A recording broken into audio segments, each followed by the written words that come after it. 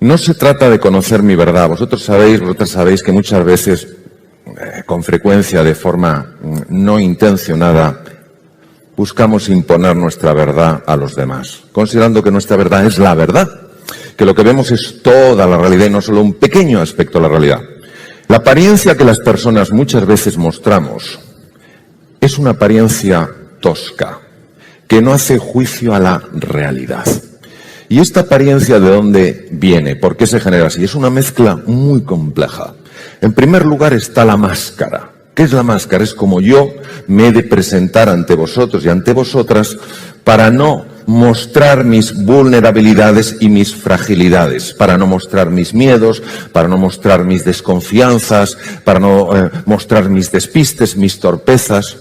Pero a veces, por más que la máscara esté actuando, observando la realidad atentamente, diciéndome, Mario, quieto, no muestres esto, ponte más serio, la espalda más recta, de vez en cuando se cuelan torpezas, se cuelan inseguridades, se cuelan miedos, se cuela la sombra, descubierta por Carl Gustav Jung en un sueño, cuando vio que algo le seguía y sintió terror. De repente se dio la vuelta y vio que lo que le seguía era su propia sombra. Pero, sin embargo, también sabemos que en la expresión que tenemos las personas a veces hay una enorme grandeza y nos sale una idea colosal, o somos especialmente creativos o especialmente bondadosos y generosos. Y eso es porque también se cuela lo más profundo que hay en el ser humano, que es hacia donde está destinado en nuestro viaje. El núcleo, el core, la esencia del ser humano, lo que nos da nuestra existencia. Si nosotros vamos abandonando un poco el pensamiento, lo cual se consigue a través de la reflexión profunda, la meditación, el silencio, del que tú nos hablabas tan bellamente, Javier, el silencio, cerrar los ojos, y empezamos a alejarnos de este diálogo incesante que a veces tenemos, esta jaula de grillos, penetramos en el núcleo de la geoda.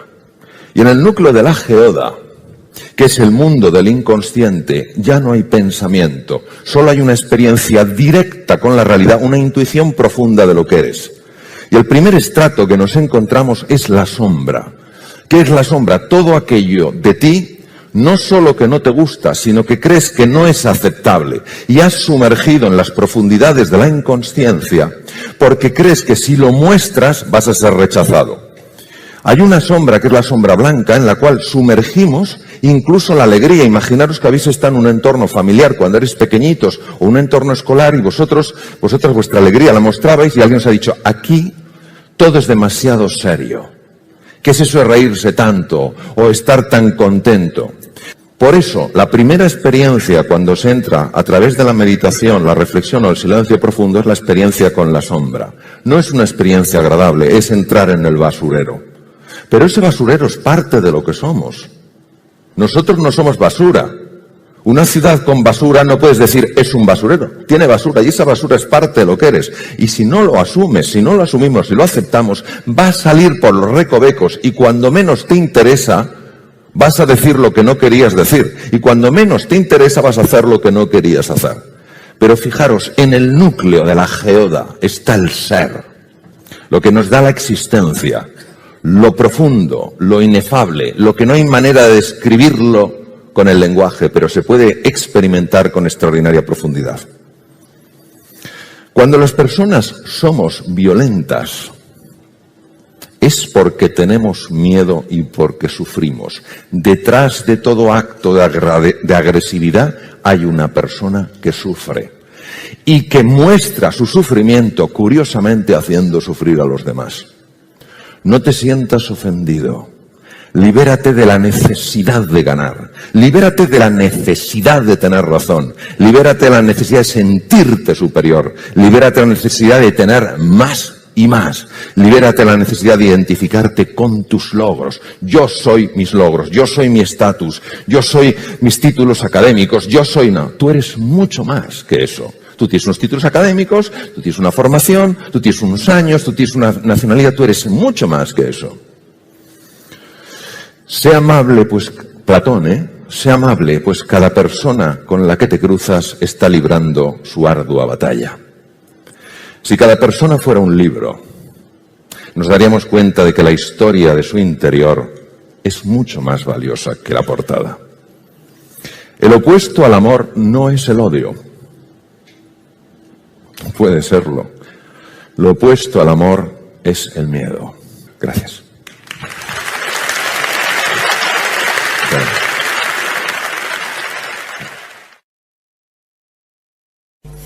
El sentido de la vida es algo que cada uno lo va a deducir, porque me encantaría que pensáramos juntos. Cuando estoy hablando de una dimensión espiritual, no estoy hablando nada más que de abrirse a la posibilidad de que esta dimensión exista. No hablo de abrazar un credo o un dogma, aunque algunas personas insistan en decirnos que es la única manera de abrirse a esta dimensión. Estoy hablando de algo mucho más profundo, de entrar en contacto con algo lo más íntimo que hay en el ser humano. Y en esta época, donde andamos todos, da la sensación, tan perdidos, una época donde sabéis que está multiplicándose el consumo de ansiolíticos y antidepresivos, los psicólogos han comentado que aumentó un 30% el número de consultas, yo me pregunto si acaso la recuperación de esta dimensión no nos sacaría de la edad de la ansiedad en la que vivimos. Si recuperar esta dimensión, por lo menos abrirnos a la posibilidad de que exista, no ayudaría a nuestras mentes a estar más serenas, no ayudaría a cultivar nuestra sabiduría y abrir nuestro corazón. Por eso que cada uno haga esta reflexión y si lo decide, que empiece esa búsqueda personal de la que ya hablaba el grandísimo Campbell, el hombre que más ha conocido, que mejor ha conocido la mitología tanto de Oriente y de Occidente. Hombre que decía, el sentido de la vida es hacer que los latidos de tu corazón sintonicen con los latidos del universo. Y ahora vamos al segundo tema. ¿Somos lo que pensamos? Y aquí tenemos que ir a la sabiduría ancestral. Irnos, por ejemplo, a la India, hace 25 siglos, donde se escribía en lengua pali, y coger el Dhammapada, la recopilación de los textos de Sakyamuni Buda, el primer Buda, Gautama Siddhartha, que dice textualmente lo siguiente en un fragmento: nuestra forma de vivir está moldeada por nuestra mente. Acabamos convirtiéndonos en aquello que pensamos. Claro, esto nos tiene que dar motivo de reflexión y decir, bueno, vamos a ver, ¿esto puede ser así? ¿Puedo yo con mi pensamiento construirme o destruirme?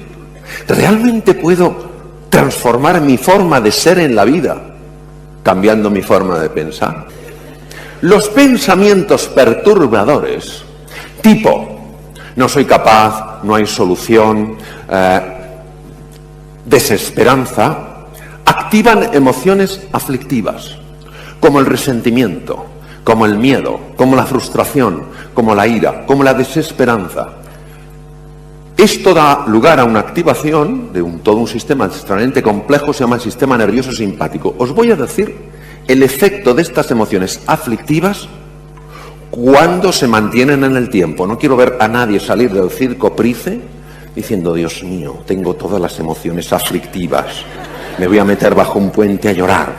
Hablo extendidas en el tiempo. Primero, debido al cambio que producen en el riego sanguíneo del cerebro, alteran profundamente la capacidad de analizar y de pensar con rigor, es decir, con alcance, con anchura y con profundidad.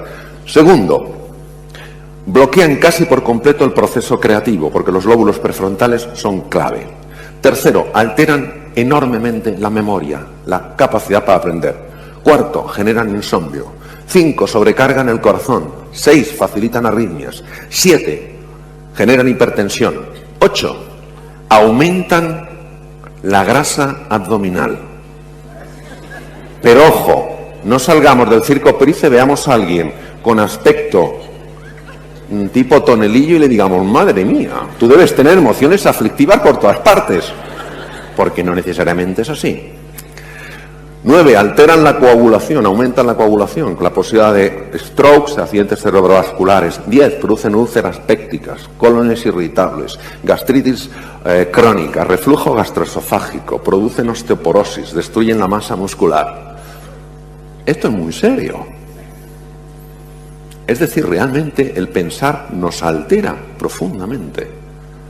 Y veréis, todos tenemos hábitos de pensamiento, algunos de los cuales son muy negativos, que fijaos, no los vivimos como ideas, sino como creencias, como certezas absolutas. Y el gran filósofo José Ortega y Gasset decía, las ideas las tenemos, en las creencias estamos. Y estas creencias disfuncionales sobre nosotros, sobre el mundo, alteran por completo la percepción de las cosas. Es decir, acabamos viendo según pensamos.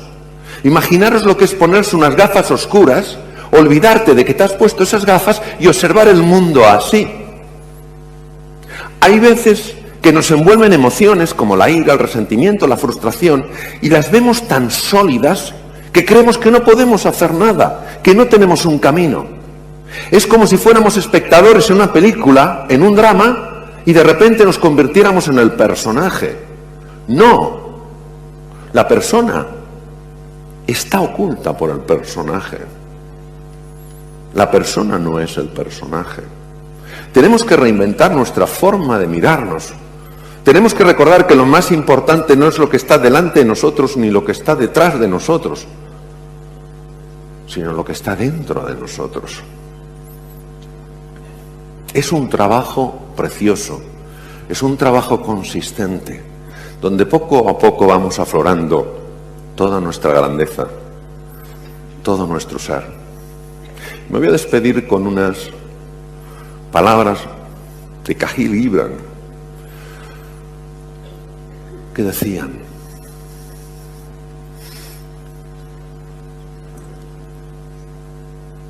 en esos inviernos que soporta el corazón, hay una primavera a punto de despertar. Detrás de la noche más oscura, siempre hay la promesa de un espléndido amanecer.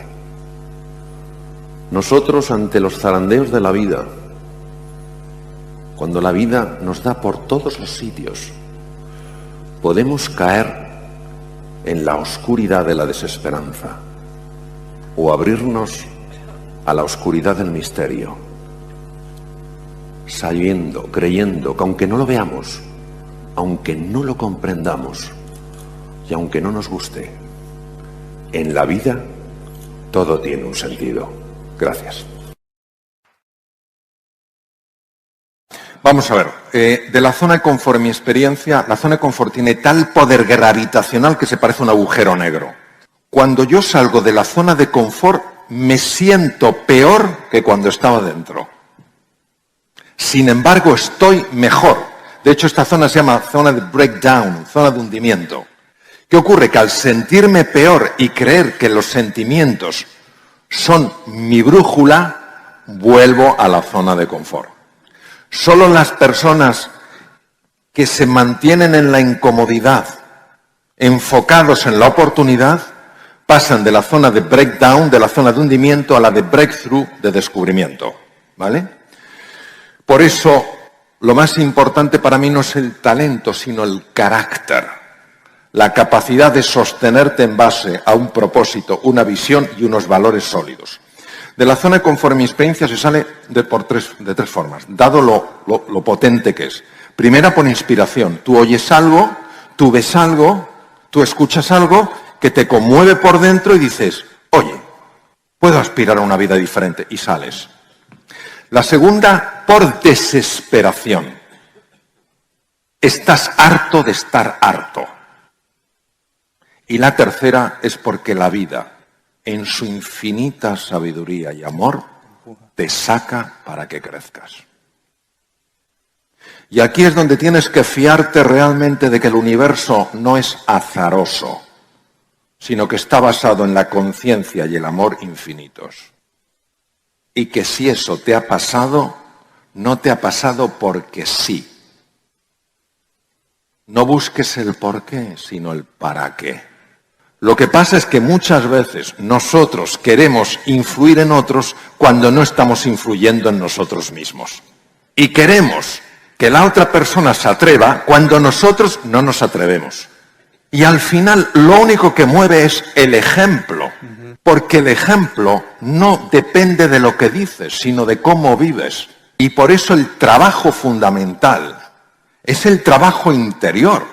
Porque si yo comunico desde una forma nueva de ser y de estar, mi comunicación llega al corazón. Si yo hablo desde el concepto, no puede pasar de la cabeza. O sea, al final, en lo pequeño es trabajar para aflorar tu grandeza.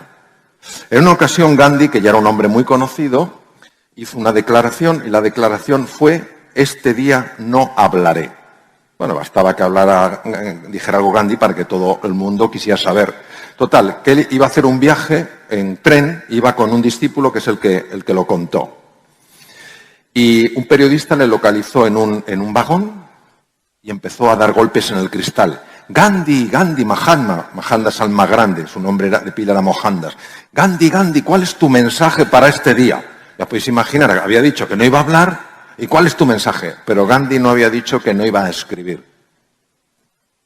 Escribió en un papel y lo puso en el cristal. Que ponía: mi vida es mi mensaje. Es importante, sí, que hablemos, sobre todo que hagamos. Y ahí es donde nos quedamos. Escribimos libros sobre liderazgo y no lideramos. Escribimos libros sobre la comunicación y no escuchamos. Eso es lo que yo te diría. De nuevo, San Juan, la verdad os hará libres. ¿Por qué tenemos menos impacto del que podríamos tener? Porque muchas veces no vivimos lo que decimos. Gracias.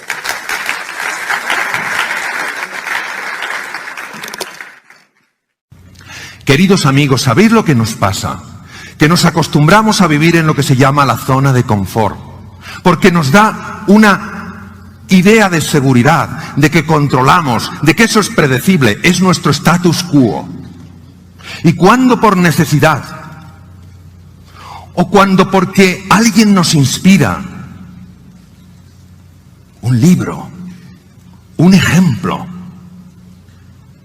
o cuando la vida directamente nos saca, sin pedirnos permiso, el ser humano, ante ese mundo nuevo, complejo, incierto, muchas veces, porque no sabe, no conoce su grandeza, se siente empequeñecido y deja que voces interiores como: no hay salida.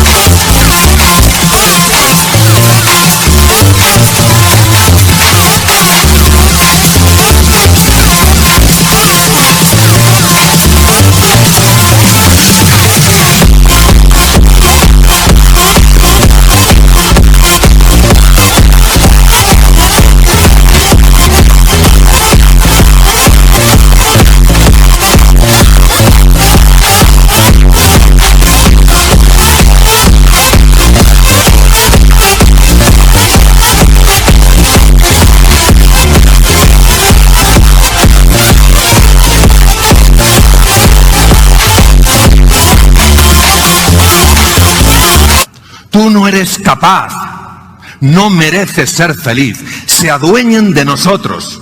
¿Sabéis que se ha demostrado con técnicas modernas de radioinmunoensayo y neuroimagen que cuando nos hablamos de esa manera, la sangre se llena de cortisol y el cerebro de glutamato? ¿Y sabéis lo que hace esto?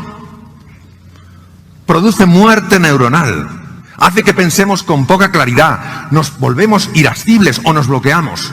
Paraliza el sistema digestivo, produce digestiones pesadas, úlceras, subida de ácido, colon irritable.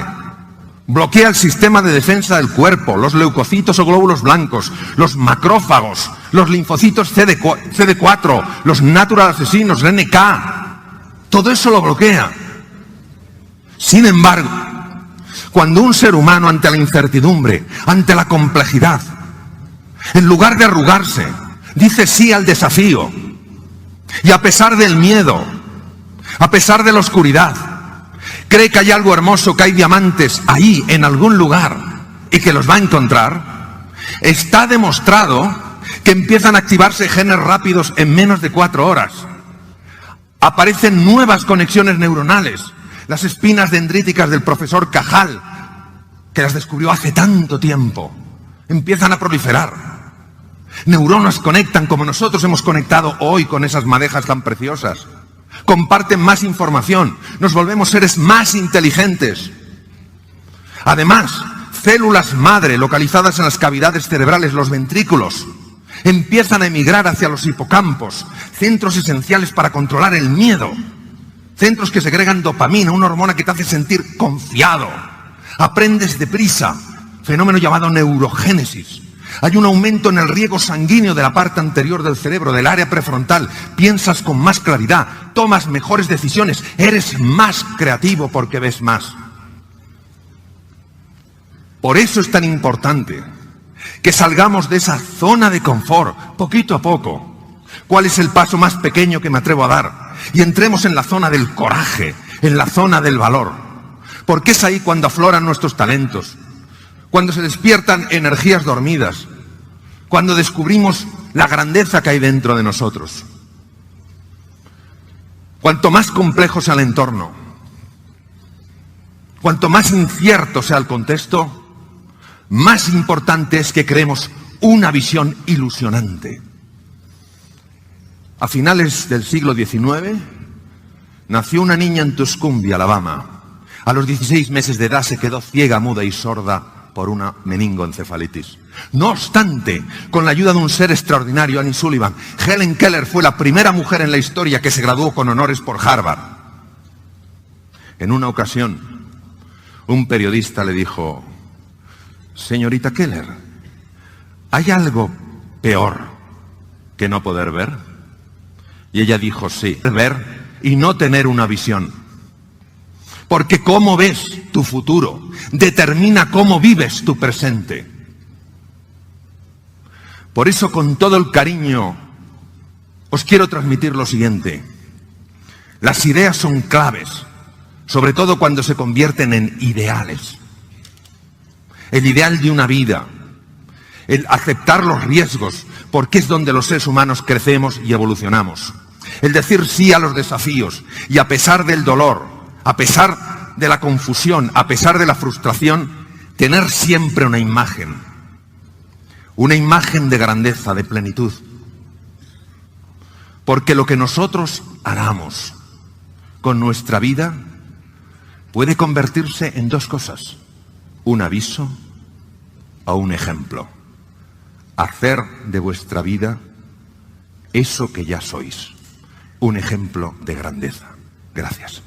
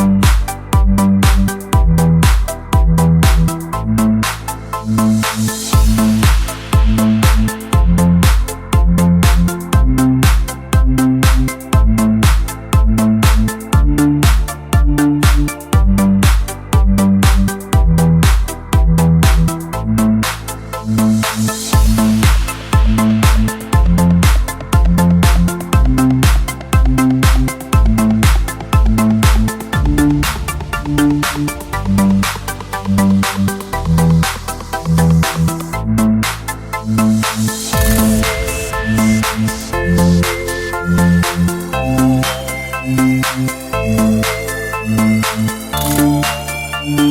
you.